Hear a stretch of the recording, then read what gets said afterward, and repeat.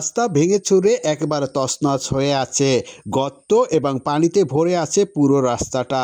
দ্বিতীয় সমুদ্র বন্দর মোংলা, এখান থেকে প্রতিদিন হাজার হাজার গার্মেন্টস শ্রমিক আসা যাওয়া করে। মানুষের দুর্ভোগের আর শেষ নেই। মোংলা দিগরাজ বাজার হইতে ফোর্ট জেটি পর্যন্ত সবসময় এই রাস্তাটিকে খারাপ দেখে আসছি। কেন এই রাস্তাটি বহুদিন ধরে খারাপ থাকে সব সময়? এর কি কোনো সমাধান হবে না?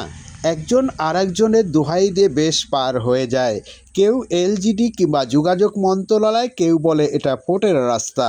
একজন আরেকজনের দোহাই দিয়ে বেশ পার পেয়ে যায়। কি নেই এই এলাকায়? এখানে নৌবাহিনী ক্যাম্প রয়েছে, ইপিজেড রয়েছে, গ্যাস ফ্যাক্টরি রয়েছে, অনেকগুলো সিমেন্ট ফ্যাক্টরি এই বন্দরে রয়েছে।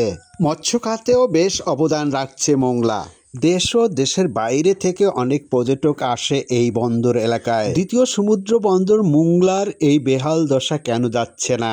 এখানকার আয়ের উৎসটা বড় রকমের, তারপরেও কেন মানুষের এত দুঃখ দুর্ভোগ চলছে বহুদিন ধরে? এর কি কোনো সমাধান কি হবে না?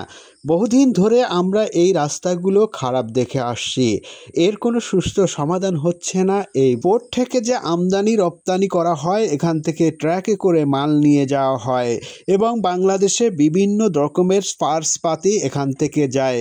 বড় বড় ব্রিজ এবং বড় বড় কালবোটের মাল জিনিসগুলো এই পোর্ট থেকে ওঠানামা করে। তবে কেন এই দুর্দশা এখনো যাচ্ছে না মানুষের?